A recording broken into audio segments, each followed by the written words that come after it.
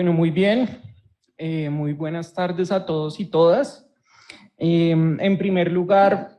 agradecer al doctor Humberto Sierra por habernos brindado este espacio con la Secretaría Jurídica de la Alcaldía Mayor de Bogotá y la Personería de Bogotá.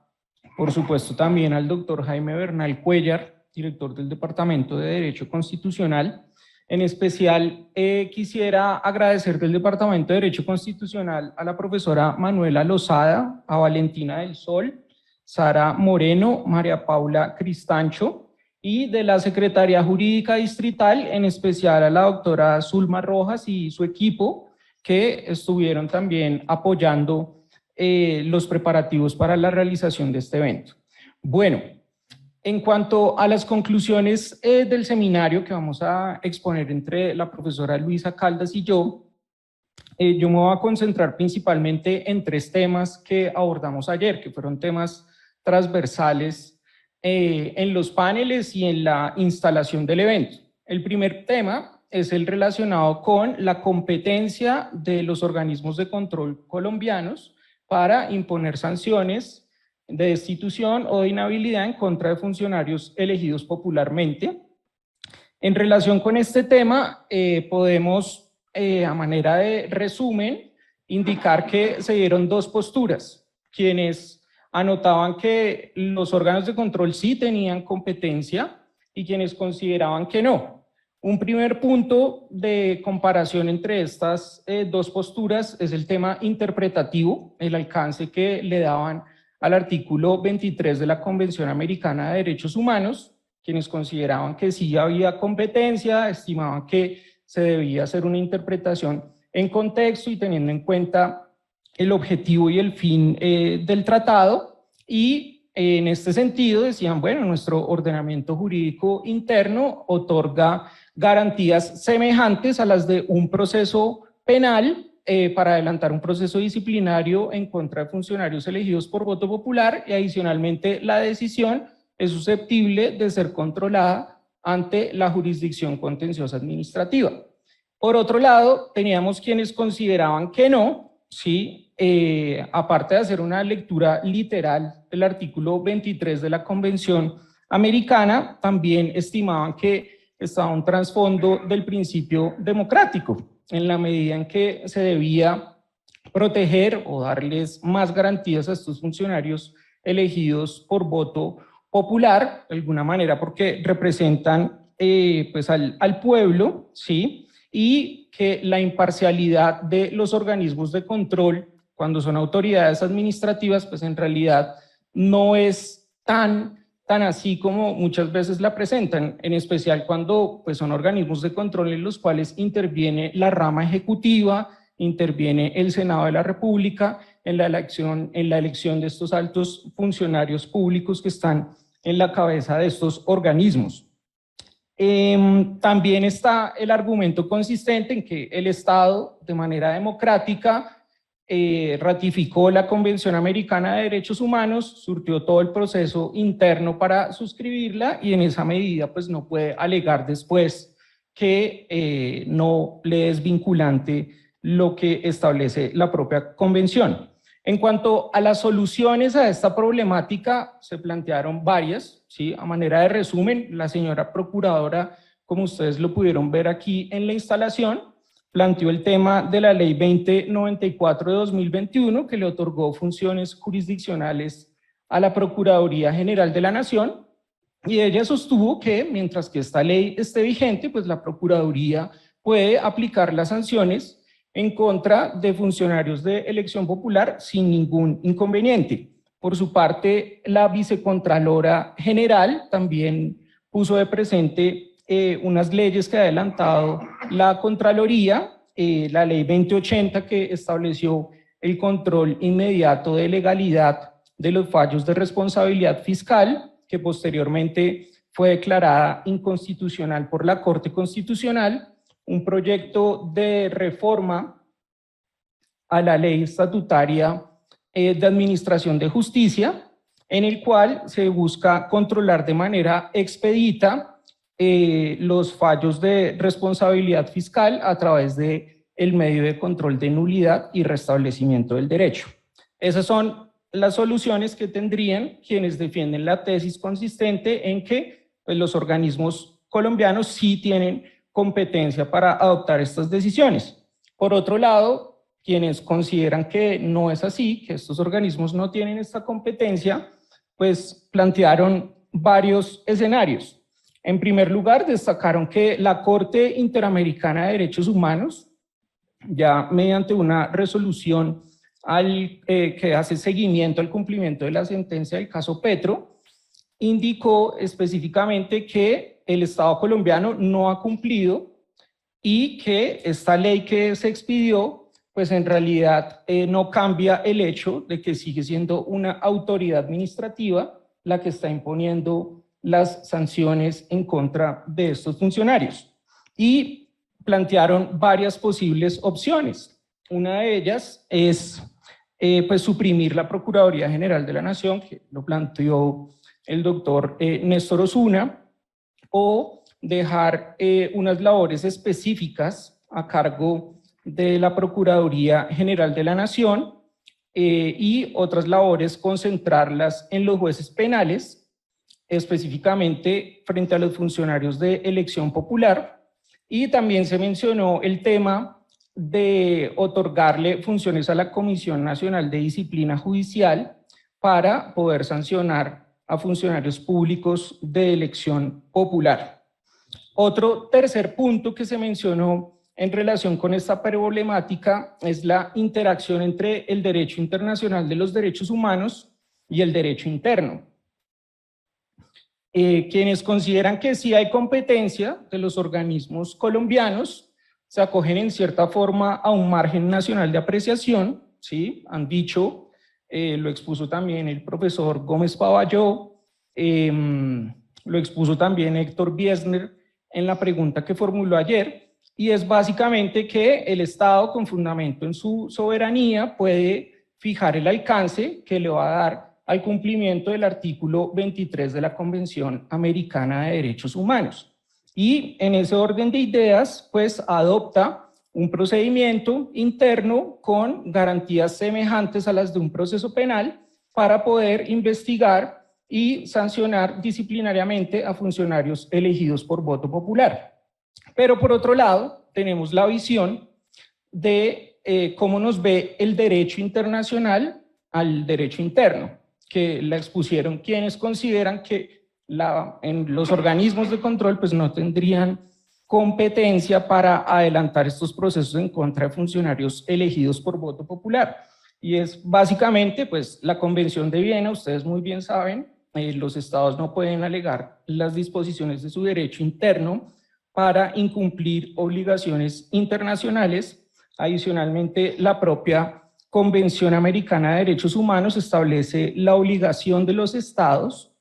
de adaptar su ordenamiento jurídico interno a la Convención Americana, y un hecho que resaltó el doctor Alexei Julio Estrada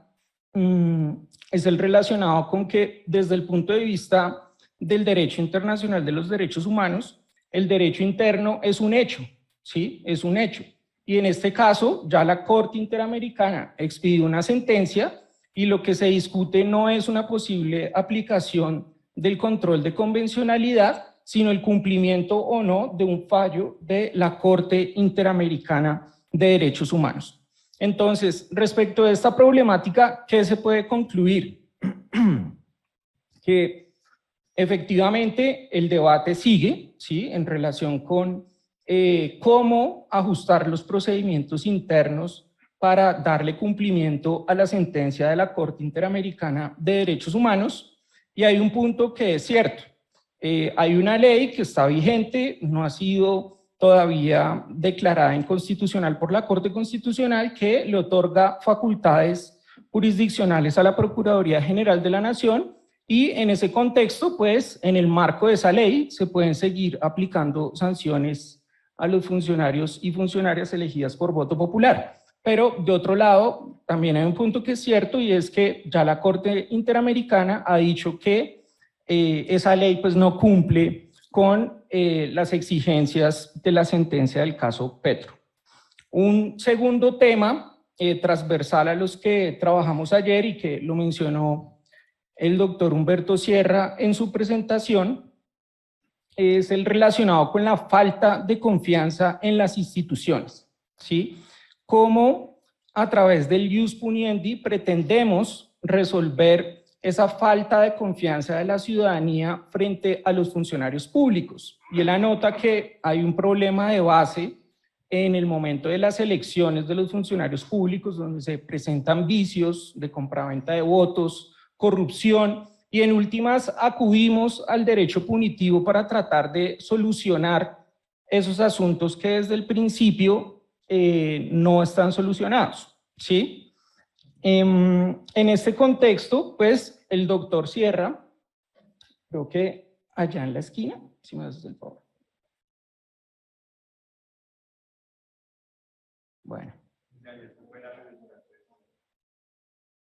Bueno, muy bien.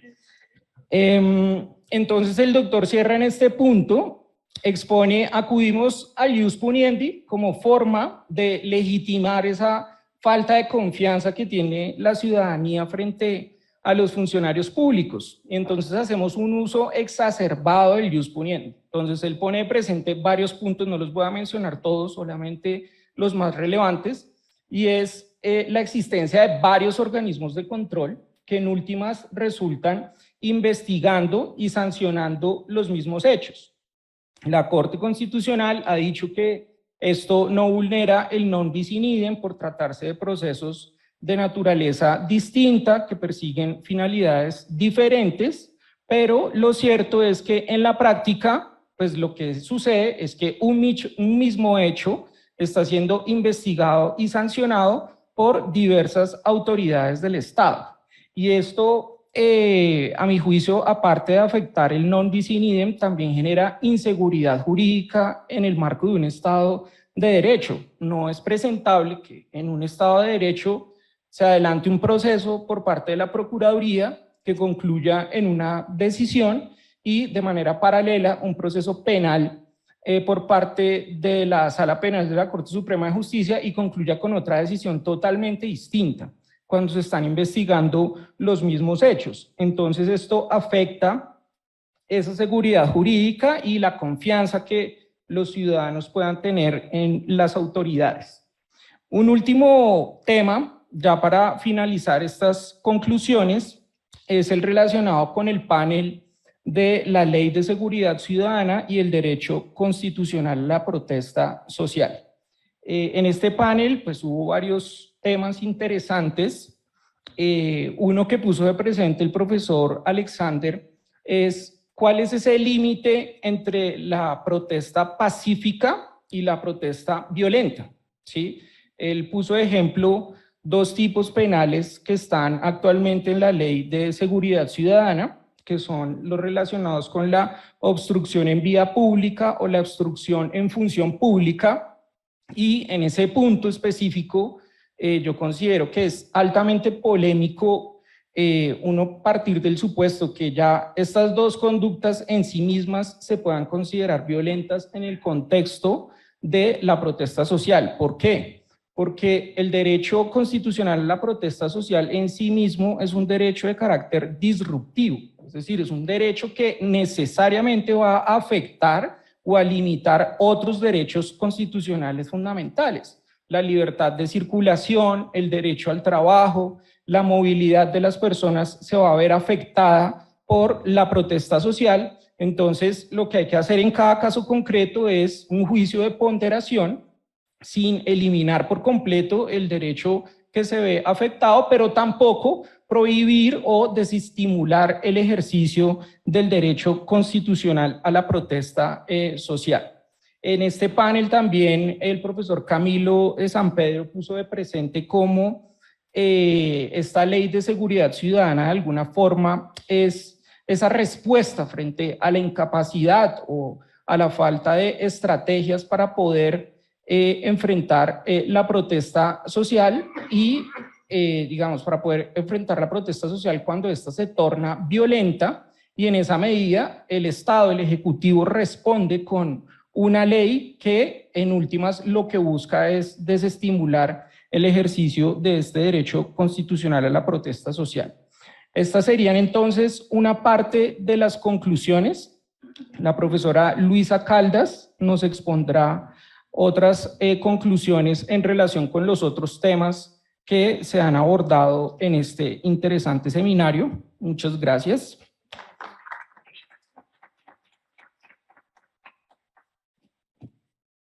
Gracias, doctor Fabi. Definitivamente creo que los paneles y las conferencias que hemos escuchado entre ayer y hoy nos han llevado o nos pueden llevar a unos puntos comunes que tal vez son, nos permiten agrupar los diferentes temas desde lo que se ha abordado el seminario. Desde su mismo título, como uso y abuso del derecho penal, creo que aquí ha quedado claro exactamente en dónde precisamente se plantean esos puntos de abuso. O sea, creo que para ninguno de los que está acá, ni los que hemos participado, ni los asistentes, digamos, está en discusión la necesidad del derecho sancionador.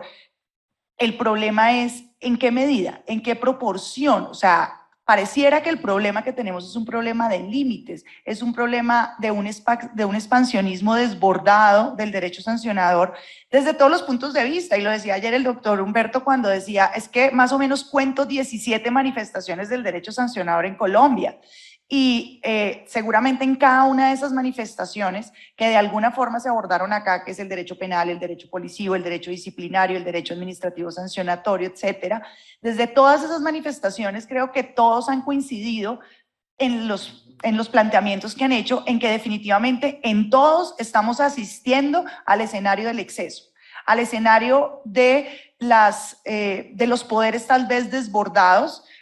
algunos de base desde su misma concepción legislativa y otros definitivamente desde el punto de vista de la materialización y el ejercicio del poder. Es decir, es un punto que agrupa un problema estatal absolutamente, o sea, no es un problema de la rama legislativa, no es un problema del judicial y tampoco es un problema exclusivamente del ejecutivo, es un problema claramente de concepción del Estado, es un problema claramente de desbordamiento, no solo desde el punto de vista, como decía, de la norma, sino desde el punto de vista de cómo se está ejerciendo el poder y de cómo se está ejerciendo la función pública y de cómo estamos ejerciendo también nosotros los ciudadanos nuestros derechos y libertades y nuestros deberes. Porque evidentemente lo que hay es una combinación bastante peligrosa desde el punto de vista de quien ejerce el poder, pero también del administrado. Porque definitivamente, y en eso ustedes se refirieron hace poco, es cómo hay un ejercicio que nos lleva a un círculo vicioso donde hay una sociedad absolutamente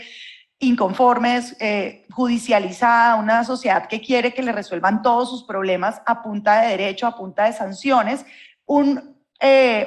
un Estado que evidentemente ha venido alimentando esa idea con los años y ha venido diciendo, es que usted tiene problemas en la salud, venga, hay tutela, es que usted tiene problemas desde el punto de vista de la libertad, 800 habeas corpus en un solo día. Eso es el exceso que definitivamente puede que parecieran casos aislados a veces, pero en el día a día no son tan aislados, porque si nosotros vemos realmente la actividad de nuestro país desde el punto de vista de cómo se comporta el ciudadano y cómo responde el Estado, evidentemente estamos alimentando desde los dos puntos de vista el conflicto. Estamos alimentando que la única solución es un derecho aparente, porque en otro punto en el que también han coincidido varios, es que estamos en un proceso de justicia formal, pero no de justicia material. Y de hecho lo planteaba ayer la alcaldesa cuando desde el principio arrancó diciendo que había un problema de impunidad, pero también había un problema de injusticia y que así como ellos como administración tienen una responsabilidad, pues las otras ramas del poder público también. Entonces, creería que tal vez el llamado para todos, vuelvo y digo, esto no es un tema de los servidores públicos exclusivamente, es un tema también de los ciudadanos. El llamado para todos es, tenemos que repensar realmente cuál es la función del Estado, tenemos que repensar realmente cuál es la función del derecho sancionador y hasta dónde queremos que ese derecho sancionador realmente tenga poder y tenga un campo de acción en nuestra sociedad. Ahora, sé que no es un tema de Colombia, es claro que esto es un tema también internacional. No somos el único país. Si uno compara con otros países, si uno habla con sus colegas de otros países, los mismos funcionarios de la administración, cuando tienen encuentros con funcionarios de otros lados, saben que compartimos con muchos países problemas similares. O sea, no es un tema exclusivamente de Colombia, o sea, es un tema que de alguna manera es una manifestación a nivel mundial, pero pues eso de ninguna forma significa que sea normal. No es normal porque tenemos que volver a traer esos cauces, porque si nosotros de verdad queremos tener un país que respete las libertades, nosotros mismos también tenemos que aprender a que las soluciones que demande nuestra sociedad o que demande la ciudadanía no sean soluciones meramente represivas y formales, sino soluciones realmente desde el punto de vista de la justicia material. Y entonces creo yo que aquí es donde tenemos que empezar a pensar también en eliminar la idea de que la justicia es solamente pena privativa de la libertad. Y también en eso ustedes han realizado, digamos, unas discusiones muy interesantes desde el punto de vista, como lo decía esta mañana el doctor Gerardo, de que la corrupción no solo puede ser un tema de una pena, sino también es un tema de una restitución al estado anterior, y es buscar esa restitución al estado anterior. En el panel que acabamos de pasar, evidentemente ha quedado claro que hay que buscar alternativas a la pena privativa de la libertad, incluso en el derecho penal, o sea, no solo en otras, digamos, manifestaciones del derecho sancionador, sino incluso desde el punto del derecho penal. Y entonces quisiera, digamos, con esto es dejar esa reflexión, que para mí, digamos, es tal vez como el tema que agruparía todo lo que hemos discutido, y es, estamos desbordados en el uso del derecho sancionador, y más que un uso de ese derecho como un instrumento de regulación para una sociedad, estamos en un punto de abuso en el cual ese desbordado ejercicio de ese derecho sancionador lo que está generando es una restricción seguramente de libertades y afectando el Estado social y democrático de derecho.